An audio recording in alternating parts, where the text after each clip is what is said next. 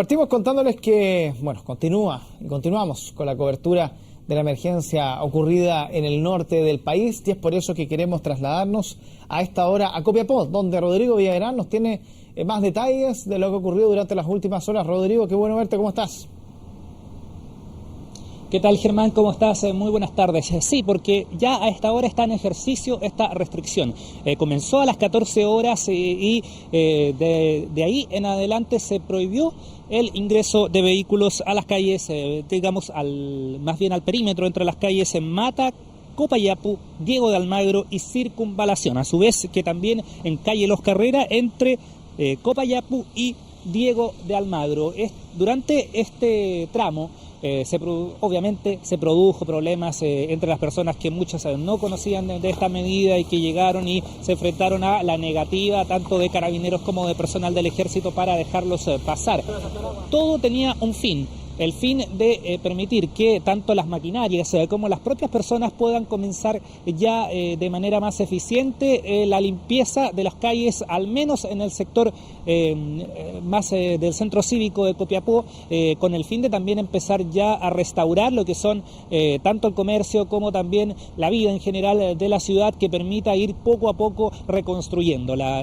Personas que también habían sido muchas de ellas afectadas en sus viviendas, que ya lidiaron con la limpieza de sus hogares y ahora están también colaborando en la tarea de restablecer las calles para poder hacer que esto finalmente termine de buena manera. Escuchemos las palabras justamente de estas personas que estaban voluntarios, muchos otros que residen en el lugar, que estaban realizando estas labores de limpieza y agradecían que pasen menos vehículos por esta zona. Pero igual está complicada la cosa porque afuera, dentro del banco hay mucha agua, entonces se nos complica porque las camionetas donde pasan se nos mete toda el agua hacia adentro, lo mismo. Pero igual complica un poco porque igual la gente sale y comprenderá que no se puede limpiar bien y las máquinas no pueden trabajar bien porque la gente pasa por arriba del lodo. Y bueno, por la empresa que estamos trabajando, por el momento estamos haciendo todo lo que es la limpieza del local de esta administradora de fondos de pensiones. Llevamos más de 3 días aquí ya. Y las labores, como puedes ver, y acá pudieron ver el camarógrafo, son arduas.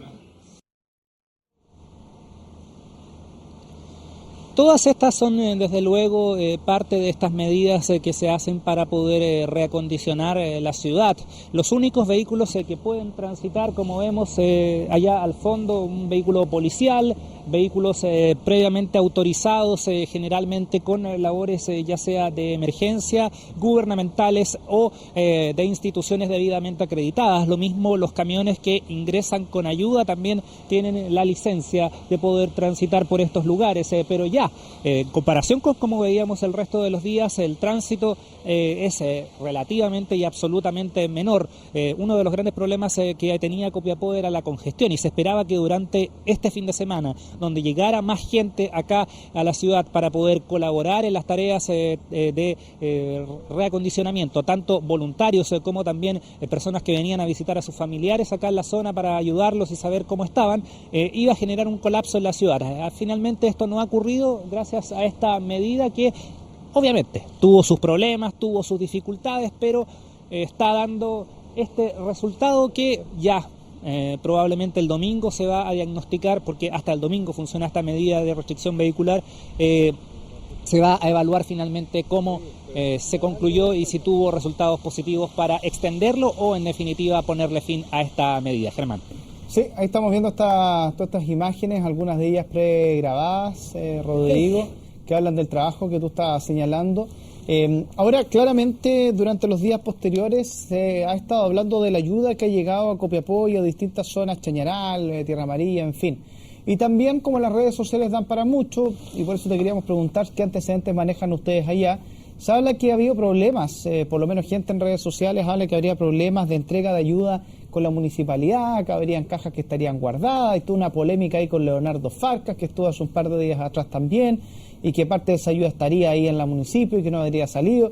¿Qué tan cierto es el hecho? ¿Qué tanto se siente en el ambiente esta situación en términos de la ayuda por parte de la autoridad a la comunidad? De hecho, el incidente con Leonardo Farcas, lo comentamos cuando ocurrió, fue precisamente una percepción de las personas en el sentido de que justamente este empresario ampliamente conocido en el país llegó con cajas de mercadería y lo que se le entregaba a las personas en ese entonces eran bolsas de mercadería. Por ende, la gente de inmediato, suspicaz, comenzó a dudar de que se estuviera entregando la totalidad de lo que se había donado. Posterior a eso ya generó toda una polémica entre Leonardo Farcas y el alcalde, que el alcalde incluso dijo que la ayuda era insuficiente, que Farcas no había traído casi nada, que había traído...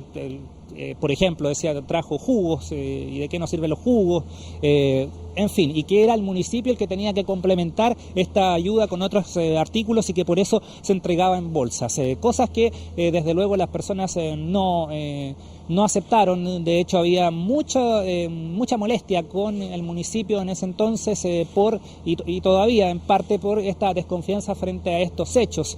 Recordemos que también estuvo puesto en cuestionamiento el alcalde por la versión que hablaba, que finalmente todavía no se ha podido corroborar a ciencia cierta si fue verdad o no, de la utilización de maquinaria para poder despejar su casa, el exterior de su casa particular, antes que comenzar las labores en el resto de las viviendas de la comuna. Todo esto genera esta desconfianza y también tiene que ver con personas que prefieren ir a donar, a realizar estas donaciones de manera directa. Camiones que llegan de instituciones, por ejemplo, que ingresan a Copiapó y a las distintas comunas como Tierra Amarilla, Diego de Almagro, entre otras, directamente con la ayuda, y prefieren ellos buscar un sector que la necesite y entregarla. Todo esto da para mucho, da para que efectivamente lleguen a lugares a lo mejor donde no han llegado las autoridades, o a su vez para que en definitiva esto genere un problema en cuanto a la organización de la entrega de ayuda. Germán. Ahora, Rodrigo, claramente otro de los temas que preocupó a la autoridad en su minuto fue, por ejemplo, que algunos llegaron a perder hasta el carnet de identidad. No tenían documentos, no podían cobrar, en este caso los adultos mayores no podían cobrar sus pensiones, por ejemplo, y por lo tanto tenían que empezar a rechequear absolutamente todo para ver cómo se iban a pagar las pensiones, ahora que estamos partiendo abril. ¿Cómo ha ido evolucionando ese tema durante los últimos días, como para hacer un recuento ya, y sobre todo en esta jornada? Porque una cosa es la limpieza de la tierra para que se pueda circular, y lo otro es que la sociedad, en este caso en Copiapó, en los distintos pueblos, puedan retornar, entre comillas, a la normalidad, desde los trámites diarios hasta sus labores de trabajo, en fin. ¿Cómo va la situación? Todo va muy a la par también de la habilitación de estos servicios. Si bien están muchos de ellos funcionando de forma provisoria, por ahora, en muchos casos, por ejemplo, ha sido complejo. Quien haya generado el extravío, por ejemplo, del carnet de identidad, ha tenido que esperar porque el Servicio de Registro Civil está poniéndose a punto, por decirlo de alguna manera, frente a esta emergencia con instalaciones de emergencia que no siempre pueden responder a la demanda requerida, pero a su vez también se han ido tomando otras medidas de carácter económico que pueden o que buscan más bien ayudar a que esta ciudad comience a retomar su ritmo normal. Recientemente se realizó el gabinete económico en la zona, liderado entre otros por el ministro de Economía, Luis Felipe Céspedes, y ahí se anunciaron medidas bastante claves, sobre todo a la hora de, por ejemplo, facilitar la puesta en marcha de quienes tienen locales comerciales. Se ofrecieron créditos con facilidades en el sentido de tasas a ras de piso, como se le denominó en términos coloquiales, para poder facilitar estas tareas, en el sentido de que uno pide este crédito y además tiene, por ejemplo, un periodo de 6 meses de gracia para poder cancelar la primera cuota. A su vez, quienes ya estaban pagando un crédito o un dividendo, por ejemplo, también van a tener la posibilidad de postergar pagos sin el interés que siempre a uno le cobran cuando pide eso a una casa comercial o a una institución bancaria. A su vez, también, por ejemplo, el Servicio de Impuestos Internos postergó el pago de las cuotas de las contribuciones, tanto de la primera como de la segunda, y también los cobros judiciales están cancelados, están suspendidos hasta nuevo aviso por un periodo mientras se evalúa la recuperación económica de la zona para evitar, obviamente, asfixiar a quienes han perdido gran parte de sus locales y deben invertir ahora nuevamente para ponerlos en marcha, Germán. En ese sentido, Rodrigo, se ha sabido un poco más concreto, y te lo pregunto porque a lo mejor se ha dado como información extraoficial o no, la forma en cómo se va a ayudar directamente en puestos laborales, porque uno de los temas que preocupa, por ejemplo, ya mirando el punto de vista más frío desde el punto de vista numérico, que esto podría afectar al IMASEC, que podría afectar, en fin, a una serie de índices a nivel nacional, la situación que se vive en el norte por la cantidad de personas que van a quedar sin trabajo, que no van a poder retornar, que la movilidad y el funcionamiento económico en la zona se va a detener por un buen tiempo. ¿Se ha sabido un poco los incentivos, cómo se va a trabajar en esa zona para que las personas puedan retomar un poco el ritmo que traían hasta antes de la catástrofe? Sí, en términos laborales al menos se ha anunciado y reiterado que mientras se mantenga justamente este estado de excepción constitucional en la zona, los empleadores no pueden ejercer despidos a quienes se encuentren trabajando en la reposición de sus viviendas. Sin embargo, hay un punto que igual resulta más complicado y que tiene que ver con aquellos negocios, aquellos locales que deben despedir gente porque no pueden funcionar. Muchos de ellos recurren a causas de fuerza mayor y en ese sentido resulta complejo poder mantener o más bien salvaguardar que los trabajadores no queden vulnerables frente a esa situación. Mayormente se está tratando de que de común acuerdo pueda haber una salida positiva generalmente entre empleadores y trabajadores, pero todos sabemos que eso no siempre resulta y las autoridades han insistido en que sí o sí, en caso de que haya este tipo de despidos, deben pagarse todos los derechos legales correspondientes, las indemnizaciones de rigor.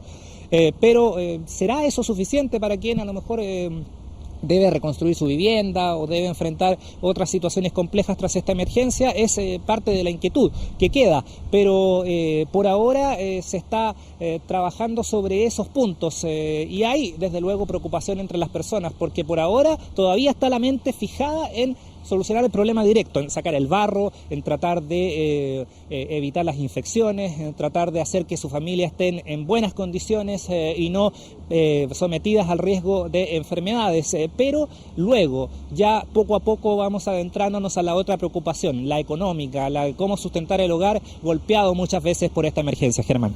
Muy bien, Rodrigo. Bueno, y como siempre en el periodismo a veces nos toca ir a lugares complejos, momentos también en que a uno le gustaría a veces estar compartiendo en familia. Aprovechamos de saludarte desde acá de Santiago por tu cumpleaños, desearte un feliz cumpleaños. Estás de cumpleaños en este día, un día especial para ti, y estás trabajando, reportando toda esta información que nos ha entregado de manera muy detallada y profesional. Y así que te mandamos un fuerte abrazo acá a la distancia y muchas gracias por el trabajo que estás realizando allá en la zona y nos vamos a ver nuevamente más tarde ahí en CNN Prime. Así que un abrazo grande, Rodrigo, gracias por todo. Gracias por el saludo también y bueno, las celebraciones se harán después, por ahora hay que hacer la pega. Exactamente, muchas gracias, que estés bien.